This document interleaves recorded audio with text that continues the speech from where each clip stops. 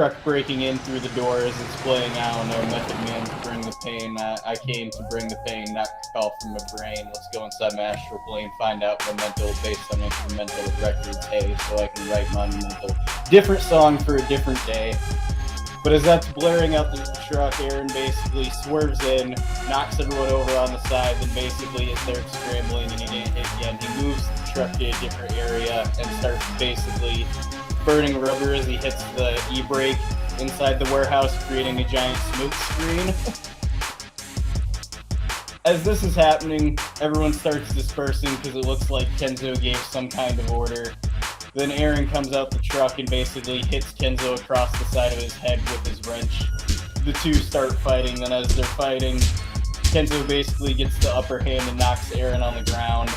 And while they're on the ground, it devolves into one of those more realistic fights where no one's really winning, but they're both kind of fucking each other up pretty badly. Then as Aaron's about to get a hold of him, Kenzo yells, "Fuck you, hillbilly," then hits him to the ground, and Aaron gets up and says, "You first, daddy's boy," and then punches him across the face.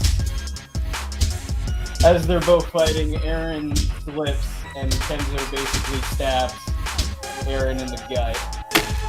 As Aaron gets stabbed in the gut, he falls over, but he catches Kenzo, who stabs him in and out 2 times and starts twisting his neck. And Kenzo starts yelling for him to give up. Again, you're coherent for this semi as it's happening. Fading in and out. Yeah, and then as Aaron grabs a hold of him, you can see that Aaron basically, with the last bit of his string, props his knee on Kenzo's knee, then wraps. He does more of like the elbow lock around his neck, to be specific, and then basically starts pulling up as Kenzo's twisting the knife in him, so eventually you hear a pop, and then they both fall over.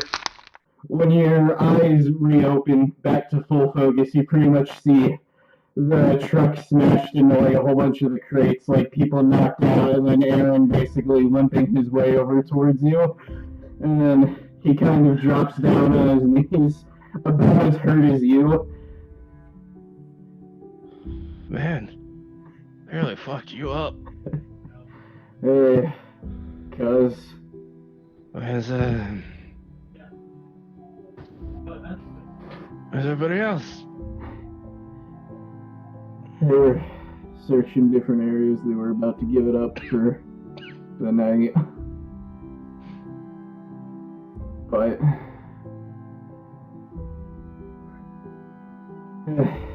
Ivo went to go see Ray. Let's see Ray. What's wrong? He's in a real fucked up place. Not that you're doing any better. If anything, you look like a piece of shit that's been scummed up 4 fucking times over. Still got my winning smile.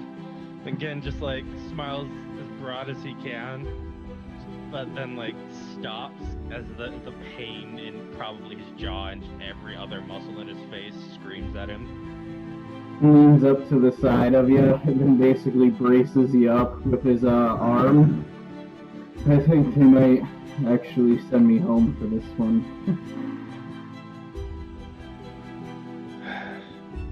After this, I think that might be for the best. No, I couldn't hold myself. And then you look over and you see Kenzo on the ground, blood pooled out of his head. The joviality of Gen's face kind of like drains as he looks at him. Is it obvious he's dying or dead? You get the feeling that Kenzo is dead. Oh my god. I feel bad for Kenzo. Yeah, I think that's kind of like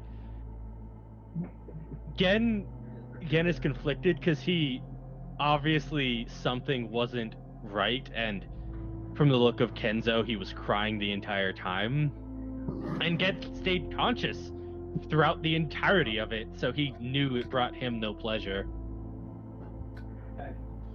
Aaron, as he's about to comment on his wound and shows concern, coughs, and then coughs up what for most people would be a significant portion of blood, but Again, it's only like a gallon. I mean, come on. And then Aaron basically starts fiddling through his pocket, and then he opens his hand up. You know, I figured you got me alive for doing this, but I stole a handful of your pills and selling them to another kid that thought they were Xanax. And they hold his hand out, and there's like a couple pills in his hand. Aaron, at this point, has like the chair broken or something enough that I can reach for them? Your straps are cut off. Yen will weakly, obviously, put his hand out. Thanks, man. Here. well, I mean, think about it this way. On the You're a plus side, you lifesaver. won't need a drink to swallow them. No, I can swallow him with the pitcher of my blood. And plus, it won't be bitter like it used to be. It'll be sweet and metallic.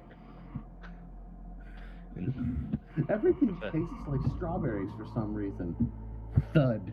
Again, just like slaps them into his mouth. Doesn't bother even just trying to Follow. slowly do it. Just throws them back, and will at this point essentially kind of crawl himself up to the nearest solid item.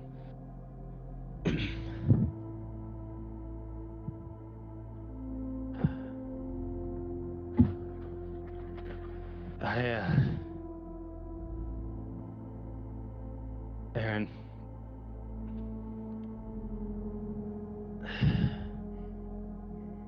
you did what you had to, but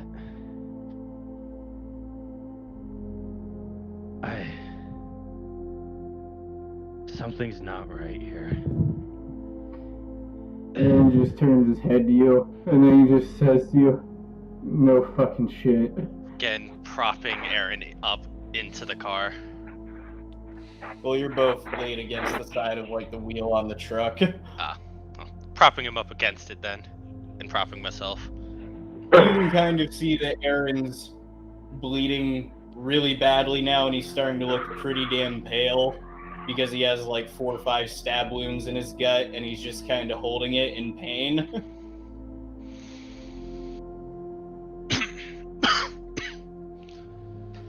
Oh, fuck. We need to bandage that somehow. Again, kind of like looks around for something, anything that would that would probably not infect him. If I wrapped it around his waist. Aaron's kind of like getting less and less coherent, and he's starting to wheeze a little bit as the blood's pouring out of him. Mhm. And then you notice it's at night, and it's starting to rain pretty badly outside the building. And, I have my shirt, right? Yeah. Then I just basically half tears it off, but like pulls it on from over top of him, and is just gonna pull it, and then as tight as he can, pull it to tight.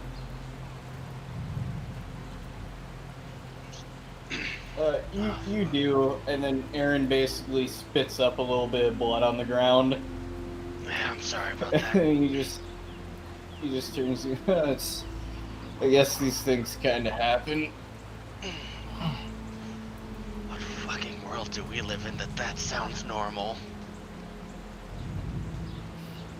Planet Earth, homie. Oh, fuck Earth. And Gen's gonna like try and stand so that he can start trying to get him into the car. You do, but the strength's not there yet. And as the both of you are laying on the truck, Aaron's gonna basically just turn to you and basically, I don't think we're both making it out of this one. Fuck that bullshit, man. Aaron will just kind of look at you with the little bit of strength he's got going. And let's think about this on a physical level, I guess. But and he's looking pretty damn pale right now. You'll be able to walk in a little bit. I'm not really gonna be able to move at all, and they're gonna be coming soon. Why do you think they invented these fucking things? And he hits the hood of the car. It's weaker than it should be, but still louder than what he intended. Yeah. As you knock the truck, Aaron starts laughing. He's like, "Oh no, I'm aware, but here's the thing. If we both leave in the truck, then one of us will probably be fucked anyway, and then we lose the truck. You get off with the truck. I'm just fucked, and then you get back to everyone else."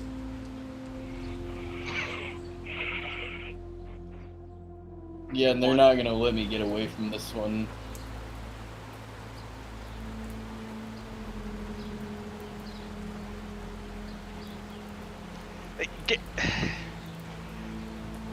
You can see the conflict of Gen's smart enough to know he's saying things that are probably true, but Gen also fully believes that he just saved his life, and he, by all goddamn means, is not ready to just leave him.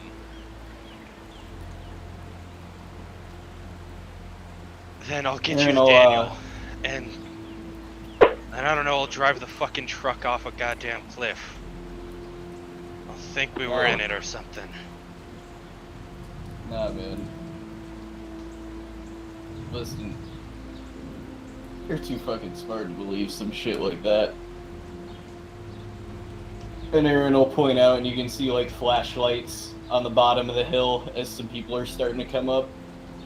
You got about enough time, and then he's fiddling through his pocket, and then pulls his keys up for you to take the main girl Beatrice as he knocks on the side of the truck and go hide it and find Dutch Boy. And then either do or don't make it out of this. Does Gen see the knife anywhere? You can see it on the ground, like, soaked in blood, because Aaron was legitimately stabbed by it like 6 times in their confrontation. Alright, then Gen, as much as he hates it, knows that it's true. And will nod, taking the keys. I'm gonna prop you up over there, at least. I'll just leave you laying on the ground. As Gen will try and help him move over to, like, against a crate.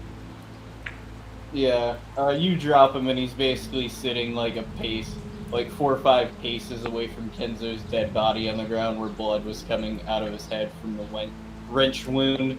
And like you can see that his neck looks like it was just popped completely out of socket. Mm-hmm. Gen's then gonna pick up the knife, toss it to him. If they try and fucking take you, take one of them with you at least. I'll be back. Listen to me. Just keep it real. And, even though the rest might have liked me, my heart was in the right place. I know.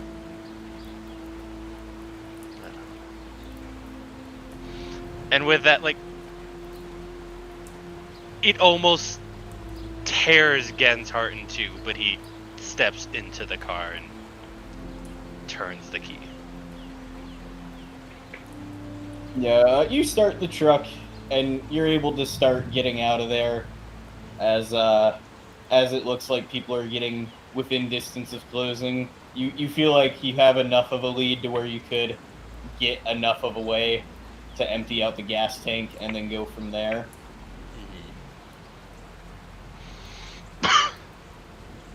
Again, just he definitely looks back, even though it only causes more pain. And if he can, he starts messing with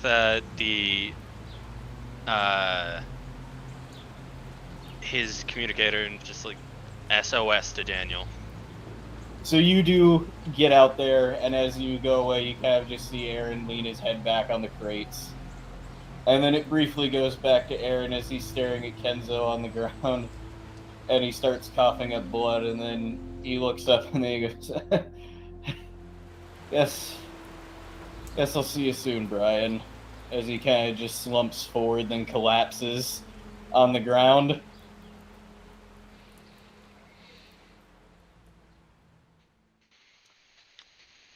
Seven hours earlier, everyone that's not Yen, roll me a 1d6. Help. You can physically roll a die 6 if you want. I'll roll one for you. Yeah, you get it, Chris. I feel bad for Aaron. Yep, my boy. Well, shit happens, man. Okay, give me one sec. Oh, Chris, you're wrong. Who's gonna die first? Well, I mean, it was only a bet between us. True. Ray. Yep.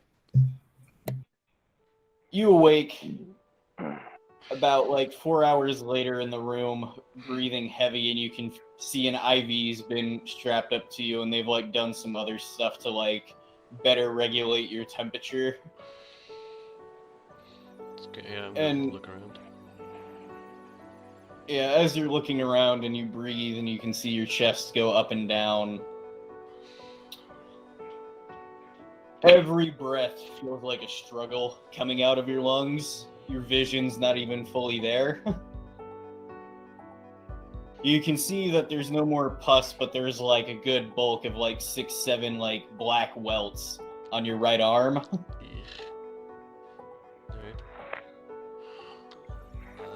As sort of Ray and I'm sort of adjusting to trying to adjust to the breathing pattern, to the struggle, to the blurry vision. I'm gonna try to see if is there anything has changed, like other than the IVs and all the other like temperature stuff. Anything else that catches my eye? You can see like they dimmed out the lights entirely in your room to like darken it as much as possible. You can see yourself basically like in a very official like hospital bed almost, and you've pretty much been undressed down to your underwear. Okay. Nice. Not fully nude, but they had to get there somehow. Yeah, I know. Underwear. Yeah, that's I know. Is there a window? There is a window. You get the feeling that it's midday, and you can see like a cherry blossom tree losing some leaves as the wind blows a little bit. But it's not very in focus. Am I in pain? Yes. Okay.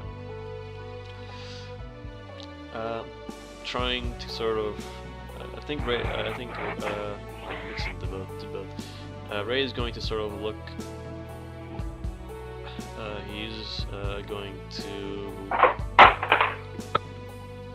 going to go for his communicator, if it's still there.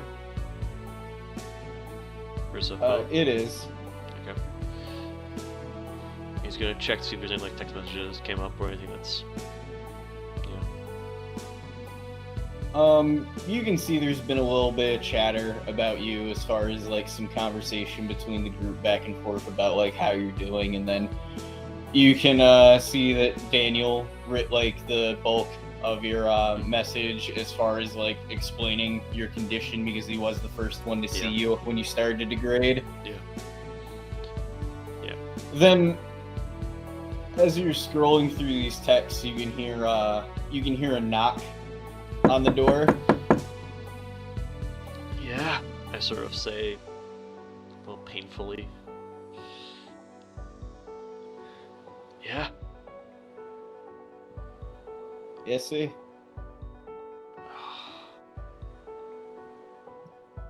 It was good to hear your voice, man.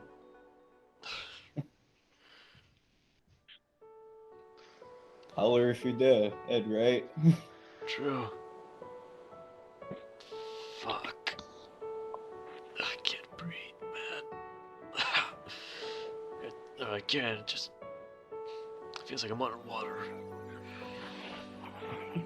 How's everyone hanging? With that, you can see that Ivo opens up the door and like the nurse lets him in, and then he basically goes up to your bed. And he goes, "We es mucho bien, amigo. Tú es No quito caca." Yeah, no bueno, right?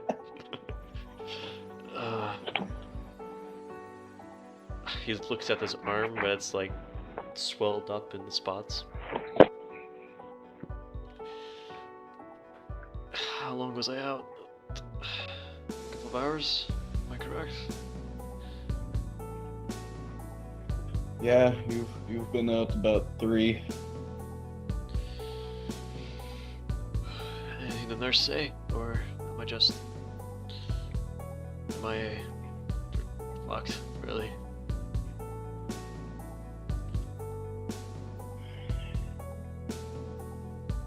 I won't bullshit, man. They don't know what's really going on with you too much, but you're not the only one. There's another 6 people. Jesus. What the fuck is going on, man?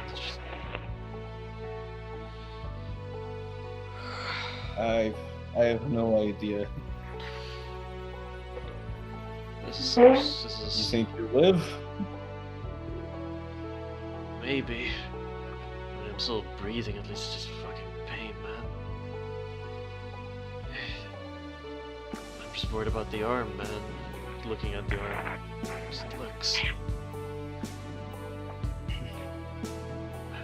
It looks like someone tried to shoot it. The bullets got stuck in there. Essay, if they shot you, they'd have gone through and through. We wouldn't be looking at much of an arm. True. I don't know. I'm just fucking confused. It's okay. You just gotta rest. And we're all here for you.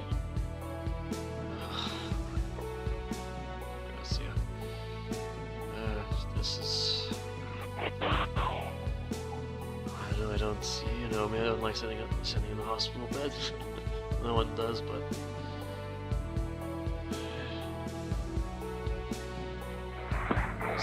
Is everyone out there? Is everyone out there? Well, Alexander had his event to go to, as Daniel did what he could before the nurse asked for privacy. Me and Aaron were looking for Gen. He's still missing. Fuck. But And no word from Aaron or... you don't need to worry about that, man. You say that. I'm gonna start worrying. Did Alex at least win his competition? Yes. Don't know, he just left. Alright. At least last time I saw him. Essay. Forget the competition. This is more about you. I guess you're right. I guess all we can do now is wait. Hey, if you need to tell me or inform me on this stuff, just text me. Got my phone still next to me at least. Still working.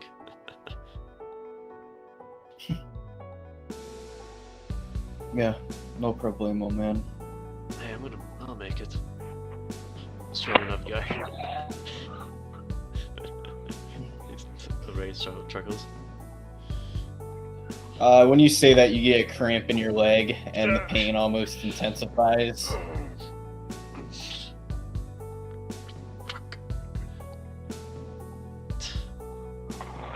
Even Larry's gonna kill me, I think. Yes, sir. Don't worry about us. Just stand. That's all you can do. And I'm gonna come back. But right now, we gotta figure some massive shit out. Ray nods. Yeah, well, we got a lot of shit to sort through, it seems. I'll get my rest. You just watch over the others, man. That's all I ask. You know me. He kind of nods, and then with his gloved hands, he kind of just fist bumps your hand that's hanging off the bed. Yeah, I tried to fist bump back, but weak effort, and give him a nod. He doesn't really put a whole lot into it, just Yeah. kind of like, I'd hug you, but I can't right now. This is all I can offer you, it's understandable. And and they're able to sort of rest back on the bed. And he'll sort of try and get some shut-eye. Try and get some rest. Just as I was said. Ivo walks out the door, and then as he walks out the door and shuts it, he kind of looks at the wall, starts to tear up a little bit, then he just kind of punches the wall. Obviously, you would have heard that, Ray. Yeah. It was pretty loud. And I just there's a curse under Ray's breath, and there's like a single like tear sort of forms up a bit. As Ivo leaves, he goes back out the sliding doors of the medical ward on campus. And then he's about to walk away, and then he hears in the background, "It seems you have a big problem, Ivo." And then he just turns around. "Vlad."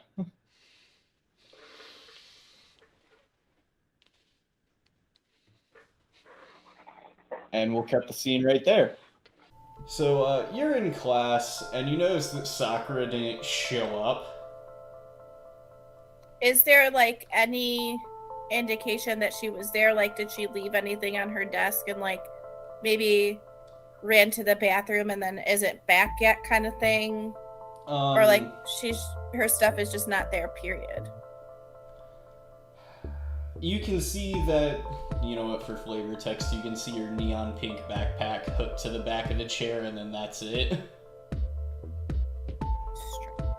She'll look around and see if there's like any other students she knows in class to kind of talk to, and if she doesn't, she'll sort of approach the teacher, I guess.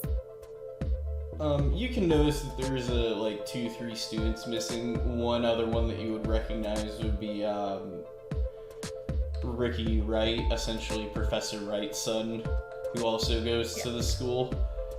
He's part of the track team, essentially, and like you two could have a repertoire, like hang out. It's up to you. It's not too horribly important, but you do know him to some capacity, and he's also not there. And you can see that the class is rather quiet. I think she would probably try to look through Sakura's backpack first to see if there's anything like written in her planner, or if she could try to figure out like why she would just not be here. But if she doesn't find anything, I think she would walk up to the teacher. You start rifling through the teacher. Well, you start not the teacher. You go to Sakura's desk, which I imagine you two just sit right beside one another most of the time. Yeah. Most of the time, yeah. And then when you clip her backpack open, everything's like in there that's normally there. It just looks like she got there, then just had to leave immediately. Okay, and there's no like. Okay, so she'll kind of glance over at Ricky's desk to see if it's empty, like if any of his stuff is there, or she's just trying to see like. Roll me an awareness notice. Awareness is great. It's under intelligence. Oh shit! Not bad. 29. Nice. So after you take a cursory glance around, you can see that Miss Degrette is giving like a presentation about like traditional like Chinese characters in language and literature, and going over some like poems and stuff like that, where she's basically like etching in chalk on the board. The general climate of the classroom looks concerned. And then you can see when you glance over to Ricky's desk that it's got like a wet floor sign on it, and that like it looks disheveled and most of his stuff is there, and there's like a bit of a lavender pus on his table. It's not like big, but there's like driplets on there. Has she seen anything like that before? No, and then when you take notice of that, you can see that the phone on Miss Digretta's desk starts ringing, and she goes, "One moment, class," and walks over to her desk, and then you just hear her nodding. Well, you see her nodding and murmuring on the phone. So, I'm gonna take a guess that there might be like a cabinet in the classroom for people who like forgot their book, like with extra copies or something. And I'll say she probably didn't take her book out, so she's gonna, if that's anywhere near the desk, she's gonna try to like appear to be getting extra material to see if she can overhear what the teacher's saying on the phone. Okay, just roll me a stealth.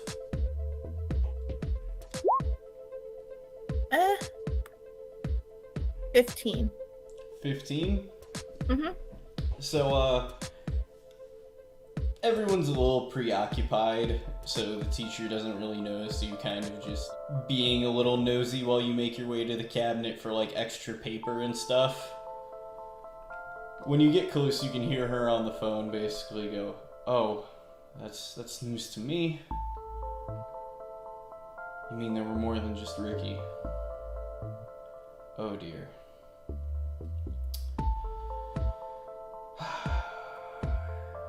You're saying we gotta shut down the class. Okay. Yeah, I'll let them know immediately." And then she hangs up the phone. What the fuck? Kids, can you all get back to your desks? I have a brief announcement. She'll go back to her desk because I think she's the only one not in her desk besides the people who aren't there. We can say like there might have been a couple people like throwing out like trash out their backpack or whatever. Like literature is pretty laid back essentially. Fair. And then once you sit down, you can see everyone basically a little bit focused, and then she kind of straightens her skirt and her shirt and tie, and she goes, "Unfortunately, kids, we have to cut today's class short. Everyone's to go back to their dorm. It appears the sickness that Mr. Wright overcame with, but right before class and Sakura took him to the nurse's office, appears to be a bit more larger spread than we thought, and just for everyone's safety, we'd like you to go to your dorms, and we'll send you your assignments for the rest of the day while we figure out what's going on." She's gonna grab Sakura's bag and like sling her bag, or like I think she would have like a messenger bag, so she's gonna put that across and she's gonna grab the neon pink backpack. And, like, if they're not the only class kind of being let out right now, she's gonna do her best to try to get to the nurse's office. Yeah, you're not the only class being let out. Like, you can see, like, all the classes in session at this point have just been let out for the day, and everyone's starting to make their way back. Miss Digreta's not the only literature teacher. The other literature teacher is Mr. Fukuyama, and he pretty much does it during the morning. She has the evening classes, and they both have another subject that they cover. You can see that his office is empty when you pass by it, and when you get closer to the infirmary, essentially, like the nurse's office, you can kind of see a whole bunch of people talking, and then Sakura's basically getting an update from the nurse of the school, Tatiana, and she's just talking to her, and there's like a crowd of people between you and her. It's like you're about maybe 50-60 yards away. Okay, and is this like the group of people seem to be like spectating? They're mostly passing by because the entire school's moving everyone back to their dorms. This is probably gonna be the stupidest move. But she's gotta get in there. Would she be that dumb? You do you, boo. She'll kind of lean on the wall and be like,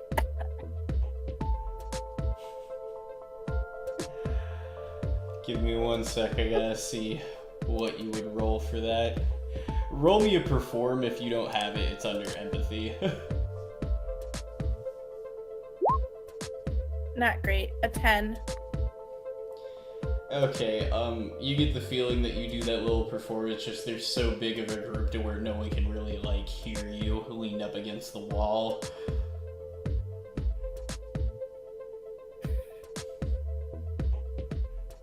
She's so dumb. She'll, because that's her friend, but she also wants to know what the fuck is happening. She'll kind of try to, like, push through the group to see if she could get to the nurse's office, to kind of play it off as, like, I should make sure my friend gets to her room, like, if we're all supposed to go back. Okay, you make your way through it. The glass door to the nurse's office is essentially, like, locked up, but you see Sakura talking to her, and then I'm just gonna assume you do this when you knock on the door. She turns and looks at you and does, like, one second, I'll be right there, and then keeps talking to her. That's interesting. Can I try using... What would it be to see if I can, like, try to read their body language to see how she's reacting to the situation? Like, you know, she might be used to Sakura kind of jokingly be like, 1 second in other conversations, but if this is, like, a more serious, like, and she just went back to talking to this person, she's trying to suss out, like, is Sakura hiding anything? I guess that'd just be another human empathy, essentially. Human perception, maybe? Yeah, human perception. I believe that's under empathy. Yeah, it is. Oh, no. Fumbled it. Alexander. Okay. This is right after you're walking off the airsoft field, and Christopher hands you your 2 crests. You can kind of see the bamboo shoots with the light filtering through them as it's now getting closer to midday, but it's not quite there yet. Then Martin kind of runs up to the sidelines, and then he leans his arms through the gate. How'd it go, man?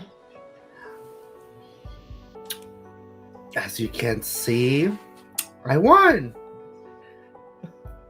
Nice.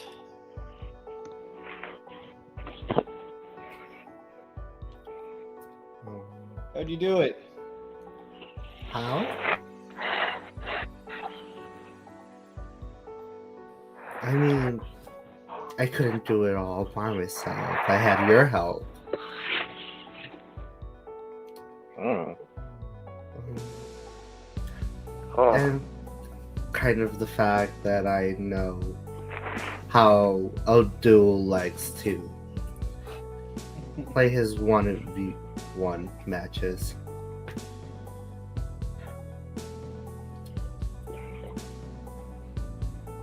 When you say I couldn't have done it without your help, Martin kind of just turns his head down for a second, and then looks back up with a smile. I'm proud, man.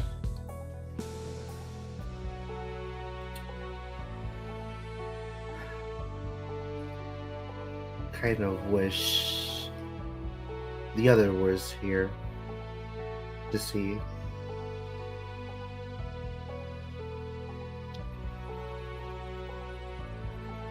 Yeah, I mean, all it really matters is you did it for yourself, right?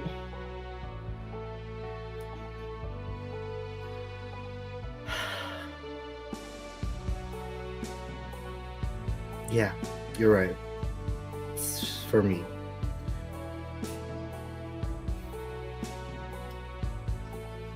And the gate will kind of open up, and then you meet back up with Martin, and he's like, "So you know what this means, right?"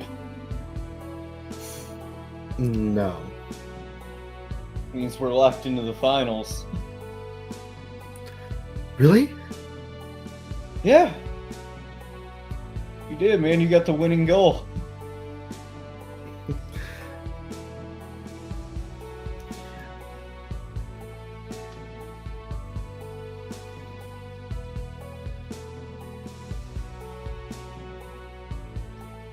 Yeah. Got the final win, huh? Where is everybody at, anyways? With that, you kind of see Martin's good mood kind of start to slither away a bit. I'm gonna be honest.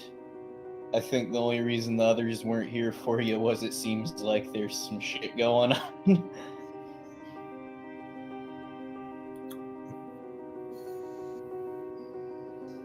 What do you mean?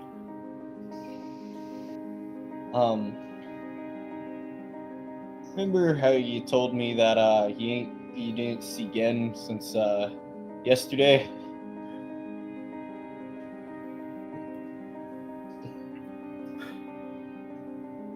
Gen's missing still? Yeah, Aaron and Ivo skipped their first 2 classes to start looking around.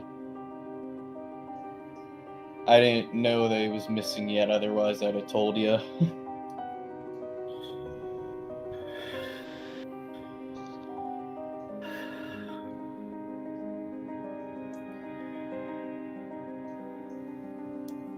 So they still haven't found Gen.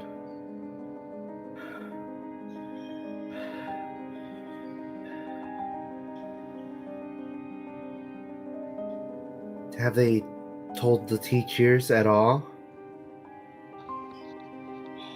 That's just as Gen was seen going to his last periods today. They're keeping an eye out for him, but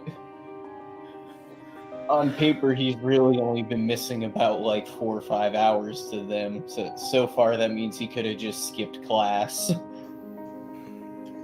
I mean, they're still looking into it, but you know how it's gonna go is it's gonna take a bit more time for the priority level to go up.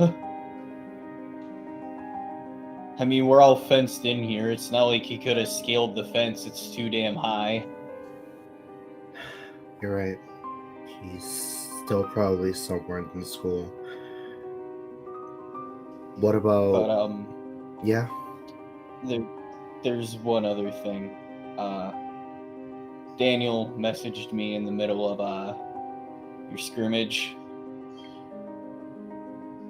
It's seeming like the priority level being a little low with Gen's more of a effect if they've got something else going on.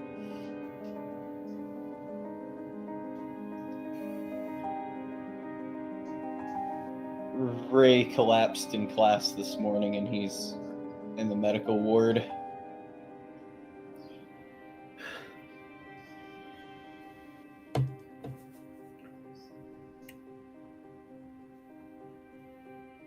How long We're to has meet it up. been? So far,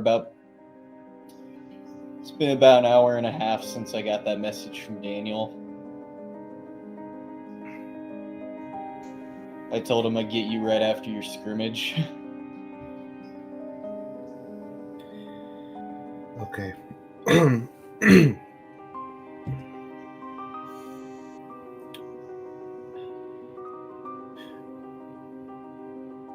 Okay. We should get going for Ray. Seeing how he is. Yeah, let's go meet up with Daniel. Mm-hmm.